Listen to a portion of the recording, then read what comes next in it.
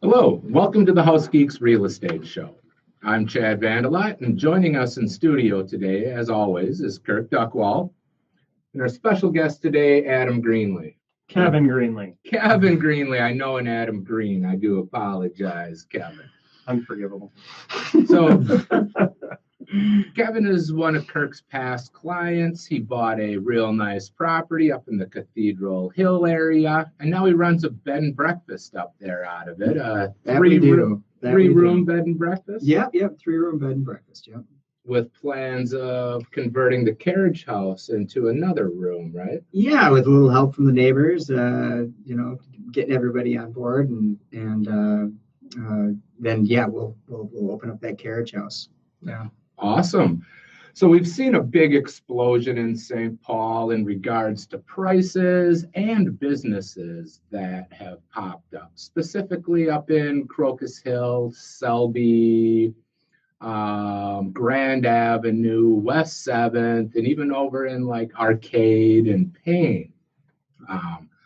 Interesting stat for May is the average property in May sold for 101.5% of list price. So the average property in Minnesota is selling for actually above what it's listed at. And really neat businesses such as Kevin's Bed and Breakfast just seem to be popping up all over the place. Today we'll feature sale price in Minnesota. Average sale price in St. Paul. In St. Paul. Did you say St. Paul, Minnesota? Maybe I wasn't listening. That's a problem you kind of have. St. Paul is just incredibly vibrant area, and a lot of money coming into it. And I think it's going to go for quite a while, nowhere but up. That's good news. Yeah, simple supply and demand economics say prices go up when supply is low and demand is high, and I think the big kickstart was the light rail, honestly. That the light rail, comes in, gets the Midway neighborhood going, and then from there you have the Saints Stadium and everything going on there, and then people are, starting to develop up along West 7th. It just kind of spreads out. But I look back, I say, what was the kickstart? And you look at when they started that project, and once that wrapped up, and you saw the housing prices just blow up, and a lot of that. Did I cut you off about the class? I probably did. So we were going to have a class tonight. That will be canceled, but rescheduled for July 10th. Check out our website, housegeeks.com, to figure out where the class will be and what time. You can also check us out on Facebook, which you are doing right now, for all the latest and greatest searching and researching tools and funny photos and that kind of stuff. All right. Yeah, I think we're just going to push the class. Should be same place. So Rose Town, BFW. Perfect. All right. Ready? Mm-hmm. All right. Ready, Kevin? Ready. Here we go. Were you able to get it shared? Yes.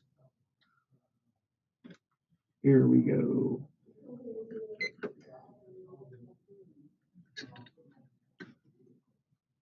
Welcome to the House Geeks Real Estate Show, sponsored by Bricks Real Estate. I'm Kirk Duckwall. Joining me is Chad Vandelot. We are the House Geeks. If you have any questions for us, give us a call at 612-207-5388. Again, 612-207-5388. You can also check us out online anytime at housegeeks.com for the latest and greatest searching and researching tools.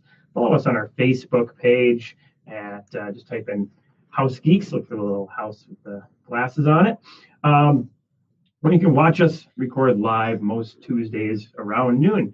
Today, we have a special guest, Kevin Greenlee, owner and operator of the Historic District Bed and Breakfast. And some people would be like, well, why are you bringing in somebody to talk about a bed and breakfast on a real estate show? Well, Kevin, you bought that real estate working with us, and is kind of the bigger picture is some of the businesses that are opening up and coming to bring just more energy to Yeah. St. Paul. And I mean, I think for the longest time you didn't see much for, the unique restaurants and now of course the breweries and the now bed and breakfasts. So if you could, why not tell us a little bit about yourself and your business? Sure thing. Yeah, Kirk, do you remember when I called you up and told you I wanted to buy a house that I could turn into a bed and breakfast? Yes. Yeah, that was pretty crazy. Well, yeah. Yeah, I mean, I was working in the hotel and catering business. I'd done that for the past 16 years, and my wife would drag me along to bed and breakfasts, and I wasn't like a bed and breakfast guy. It was not like my dream. My dream was to own some kind of business, and so my wife would drag me along, and we're sitting there, and she says, have you ever thought of doing this? And she's planting the seed. Yeah, she said, have you ever thought of doing something like this? I said, why? Would you actually support this? And she said, well, yeah, I think you'd be really good at it. And and so then I called you up not long after I started doing some research, and I said, Kurt, now I'm just not all that long after you bought your last house. I know, right? I know, and I thought that was going to be my forever house. And I said, hey, Kirk, I'm just kind of thinking out loud here. What would you suggest if I was going to get a bed and breakfast? Where would you? And right away, we started talking about St. Paul. We started talking about the Cathedral Hill area, the Summit area. I didn't think we were going to be able to afford it. And so we actually were looking at, what's that area that's kind of down closer to the XL? Yeah, West 7th neighborhood. Yeah. We were actually looking over there too. Yeah, there was one we were seriously looking at. Yeah. And man, I'm so glad we picked the location we did. Well, Irvine Park. Irvine Park. Yeah, yes. Technically, yeah. Mm-hmm. Yeah, Irvine Park there in the West 7th. Because it's got those historic homes over there in Irvine Park. It's not quite the price point that's, that it is up on the hill. So you come across the place on Ashland. Yeah, we come across. We make a stab at it. Yeah. Didn't get it. Oh, it was such a killer. That? Oh, it was such a killer because we were so in love with this place. It had a great owner's quarters. It was just beautiful woodwork. It has a historical story to it, and somebody else got it because we had a contingency. And it was a tight market, and somebody else got it. And so we went and it was that next weekend, we decided to stay in a different bed and breakfast over in the Cathedral Hill area. And he's no longer in business. He retired, Bill Gray. And I didn't know that. Yeah, he just retired. Well, great removal of competition. I know, right? Yeah, the conditional use permit says you can only have one every 1,000 feet, so I wouldn't even have been able to get that one. Oh, wow. Okay. Yeah, but he was and I knew he was getting out of business. And we woke up one morning, and my wife says, at that bed and breakfast, she says, I think we're going to still get that house. I'm like, no, what are you talking about? They went with another buyer. It's a done deal. Yep.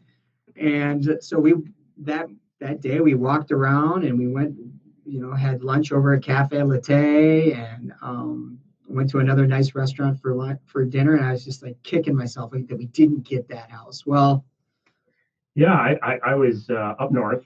And I get this phone call, and then it was great because we run into this all the time where you have an agent that doesn't understand older homes and working with a buyer who's setting the expectations too high, and the agent couldn't explain those expectations. So when old home issues came back, which are normal for a home of that age, it freaked out the buyer, and the buyer ended up backing out. Yeah. And so it opened the door for us. And we got it. Yeah. So have you been, I know, there's some things to be done. What all have you done to it so far since you picked it up? Well, there was a brick wall that was falling down in the front, and I ignorantly thought that if I just took the stuff behind the brick wall out, that I could actually push it back into place. And while I was doing that, it fell down Oh, and nearly it crushed my wheelbarrow. Nearly took me with it. So that was a learning experience. So I've rebuilt a brick wall on the front sidewalk. on the front sidewalk. I thought we said we were going to use a pickup truck. Oh, we were going to do all kinds of crazy stuff to get that to go right, but in the end, we just built a new brick wall. Yeah. It looks nice. We've painted the deck. We added parking in the back, and so we put a nice brick paver parking area, and that helps us because parking, it's such a busy area that on any given day, I mean, we're just down the block from the Happy Gnome, Revival, and all these other great restaurants. So like on a Friday afternoon, people park, everywhere, and so it's nice to have that extra parking for my guests, and so we did that. We're fixing part of the roof. Let's see. Did you ever do anything with that stairwell? I know we stared at that stairwell for a while. Like, was bringing the laundry up or something? I think we were talking about. I can't remember. No, we just left that just the way it is. Yeah, no, I make a lot of trips up. Did you make a wine cellar out of the basement? Not yet, but you're right. It's got this, everything in the basement is field stone. Oh yeah. But yeah, a lot of steps. I think I've lost about 5 to 10 pounds just running up and down all those steps. Well, yeah, and you're living up on the 3rd floor, right? Yeah, exactly. maybe time to bring that laundry. And the laundry is in the basement. Yeah. Well, you mentioned the Happy Gnome and some of the restaurants. I remember discussing, hey, St. Paul is becoming a very vibrant area, and should be really good for business. What is it that encouraged you, and things that maybe you found since you opened your doors to why you're in St. Paul? One of the first things I did is talk to some other business owners. For example, the bed and breakfast guy who was going out. I said, hey, if you were to do it over, where else would you go? He says, nowhere else. It's amazing. The colleges bring in business. There's St. Thomas, there's McAllister, Concordia, William Mitchell. Hamlin. Thank you. And so we get people that are coming in for that. Well, yeah, I suppose around graduation time, you book up pretty quick. Yeah, or just parents coming in visiting. There's the culinary scene, which is amazing. Right. W.A. Frost down the block. Yeah. So walkable. It is so walkable. People even walk it in winter, which is kind of crazy. But it's really nice now that it's this time of year, and of course our occupancy is up from winter. Yeah. Yeah. How has business been? Oh, since way you beyond. opened. Did you open January? We opened the end of January. Yeah, and we really had it under the gun because we wanted to be open for the Super Bowl, which we were. And were you able to get good rates? Yeah, we did. Help pay for that blue wall. Absolutely. We will never get rates. I shouldn't say we'll never get rates like that again. We don't know. Right. Who knows what that soccer stadium could bring? Right. You know what I mean? Come on, World Cup, St. Paul, Minnesota. Yeah, that's a great, another thing that St. Paul's doing. Yeah. I think we talked about in the intro, I personally feel that it was kind of the light rail was the kick that got everything, got all the gears moving. And that came in and, just really, you get Saint Stadium and then Lower Town and, West 7th has been booming. And then, Selby Dale, it's just incredible. Well, we're going to take a quick commercial break. When we come back, just want to touch a little bit on, some of the historic things around the area as well, and talk a little bit about how the market's been. We'll be right back.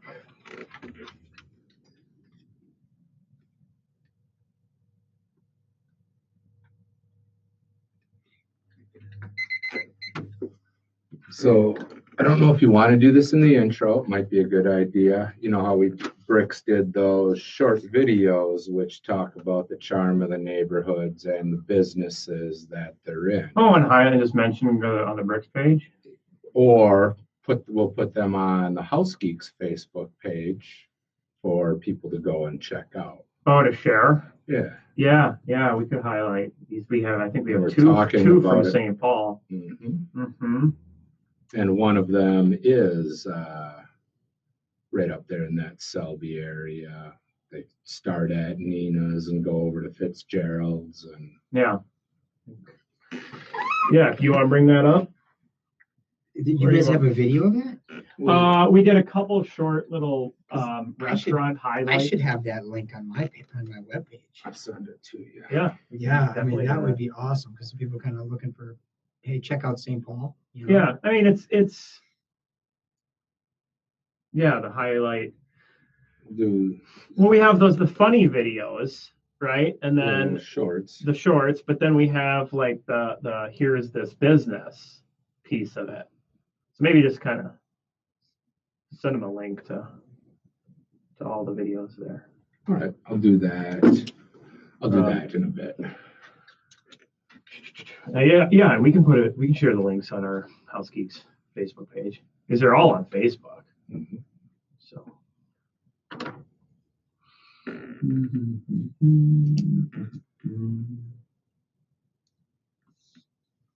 Yeah, the really high-end videos really capture the charm of that area, and they're funny too.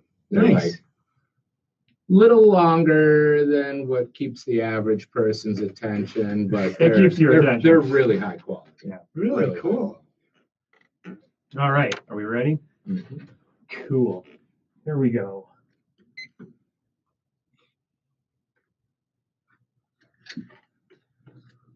Welcome back to the House Geeks Real Estate Show on AM 950. If you have any questions for us after the show, give us a call at 612-207-5388. Again, 612-207-5388. Check us out online as well at housegeeks.com.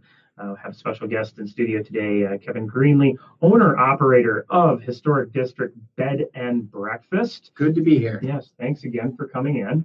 And we're kind of just talking about St. Paul and how it's really kind of coming to its own again, you know, with the restaurant scene, and you know, we're getting more breweries popping up around here. Yeah, and, the brewery scene's really cool. Yeah. You know, I think the nightlife, whatever you want to call it, still not super late night nightlife. No, There's a lot more. it's not. And in That's all what's honesty, funny, right? I hope we don't get there. No, I and like the charm of the smaller 11 businesses, o'clock. the brew pubs and the coffee shops. And you know what? You can always feel safe walking around a lot of parts of St. Paul, even at night, even when you're going out and getting a drink, you know? You want to get reckless, go over to Minneapolis. Yeah, right? Go get crazy over there. So, Historic District Bed and Breakfast. So, what is it that some of your favorite historic things are around your place, Okay. besides the house? Well, yeah, I mean, the things that a lot of my guests, the things that they come back and they're really wowed about, you know, the St. Paul Cathedral. Mm-hmm. I mean, of all the historic things that people go look, I mean, James J. Hill House, Yep. the Capitol is awesome. We got the Minnesota Historical Society or History Center. Yeah. Sorry. And the one that they come back and are the most wowed about is that St. Paul Cathedral. They do like a 1 p.m. Monday through Friday tour. Oh, okay. And they kind of tell the whole story about how when it was first built, it was just bare blocks. They didn't have any money. And then it was over time that they started adding all that ornateness. And people who've traveled to Europe, they come back and they say, hey, that cathedral is as good as anything you'd see in Europe. Wow. Yeah. And actually, wait, if I've been through it, I was really young. You mentioned the cathedral. So let's see, were you open for Crashed Ice? No, it was the week before. Oh, okay. I was Yeah, curious we if just that brought in missed that one. crowds. It probably would have, yeah. The Final Four, I'm sorry, the Frozen Four, that brought in a lot. And the XL Center is always bringing in business for me, people who want to go to a concert, things like that. Yeah, the XL, I think, was also a great thing for St. Paul. Mm-hmm. What a venue. I was actually just over there for the Steely Dan Doobie Brothers concert the other night. Yeah, it's the sound there is so good. Just love it. So what do you have for upcoming plans? You said right now you're three-bedroom bed and breakfast. Yes. Yes. Yeah, and we've been doing. I mean, really, it's location. I mean, yeah, I think I put together a pretty good breakfast, and I've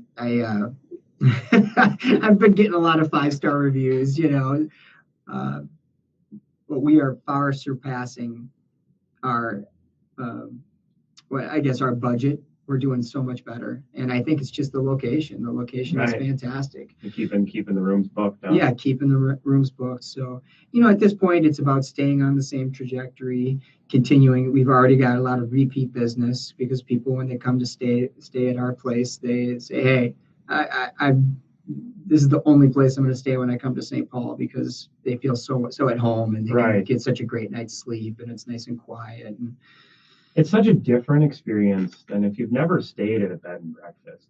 It's a must. I think it's an absolute must. oh, I've only done it a couple times in my life, and I fell in love yeah, with it. That experience. It's business travelers like it because they like the little bit better service. Mhm. When they go to a hotel, they're just one in many. Push you up to your room and then wait in Exactly. lines for this, that, and the other thing. Yeah. And they like the value because there's a lot of extra things that you get at a bed and breakfast that you wouldn't get at a hotel.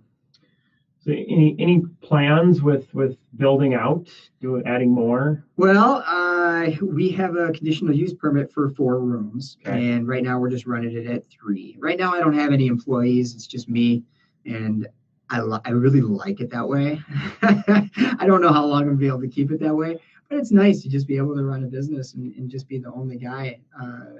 To touch everything. It And does make it hard to get away. It does make it hard to get Yes. away. Yeah, I'm on like day 22 with having people staying with us and, Yeah. and just so there is that. Lots of coffee. Yeah, exactly. Try not to eat too much of my own muffins. It's not good to get high in your own supply. Well, I look forward to the supply of banana bread you just Oh, brought me. you're good. So I'd say as far as plans, yeah, getting that carriage house up and going. That is going to be the thing. That's going to be a unique Yeah, experience. it is. I need to get signatures from all my neighbors, which, moving in, they didn't know me. So I just got to get to know them and have them get to know me. Most of them are already very supportive and have had their relatives stay with us. So is that a separate permit then from because you said you're approved Mhm. for 4, but so if you want to do that, is that just going to be one room? Is that going to be your 4, or do you have another room in the house? It's actually an ancillary dwelling unit, Okay. although it's a carriage house. Right. In my particular area, they don't allow ancillary dwelling units, but it's still an ancillary dwelling unit. Anyway, it's a separate thing. You have to fill out a different conditional use permit. It's not part of the other gotcha. thing. So I go back in front of the zoning guys in St. Paul and do it again. Like extended stay in that thing. Yeah, I imagine it's different rules than the bed and breakfast. Yeah. Yeah. So we were talking a little bit about the St. Paul market and how, with these businesses like yours opening up, that I think it's bringing a lot of excitement to the area. A lot of young couples that want to move in because, they now can walk to do Mhm. cool stuff. And the St. Paul market is far exceeding expectations for this year. Just it's amazing. When we look at this is one that really threw me off guard was the average price received for May was 101.5% of what asking price was. Does that List mean price. homes are selling for more than what they're listed for? Yes, which isn't, we've talked about how that's not necessarily a determining factor 100% of a, value in a sense, but it's showing that the market's moving fast. People are very interested. They're buying, the selling over list price. Yes, it can be a tactic of agents, but a lot of times we see that it's just an example of underpricing accidentally, not understanding the overall demand. But I mean, we look at, I think last year's appreciation rate for the state, I think was like 6.9% or something along those lines. And what is the average for the viewers? Around 4%? 4.5 is the average annual Historic appreciation. average, For the state of Minnesota. And we look at St. Paul year to date, up 14.2%. Jeez, so 3.5 times the historic average. Yeah, and you know, I was just down looking at homes the other day in the West 7th neighborhood where our office is and where our studio is. And what we've seen since we've been here is amazing. I mean, these homes that just a few years ago may have sold for, you know, $150, selling for $250. Yeah. You know, in just a couple of years. I mean, just explosive growth. Out of curiosity, what is the increase in average sale price in the West 7th neighborhood year over year? Oh, so you're gonna make me I think okay? it was Median 18%. Does that sound right? Yes, West 7th neighborhood, 18.7%. Jeez, almost increase. 19%. That's insane. Yeah. Average sale price last year, median sale price last year, 214,750. This year, 255,000. I mean, that's huge gains. You know, the demand's there, and it's, you know, thanks to people like Kevin opening cool businesses, getting people. I'm sure some of your customers eventually are going to want to move here. They'll hang out, they'll love it, they'll fall in love with St. Paul, and you know, they'll want to buy. And you know, I think the more people that come down and look at it will realize that. All right, well, hopefully you found this show interesting, and thank you, Kevin, for coming in and sharing a little bit about. Thank you so much. It was really great to be here. About your bed and breakfast. Check them out, Historic District Bed and Breakfast. Yeah, come stay with you. Come stay with us. We'll take great care of you. All right, we'll be back next week.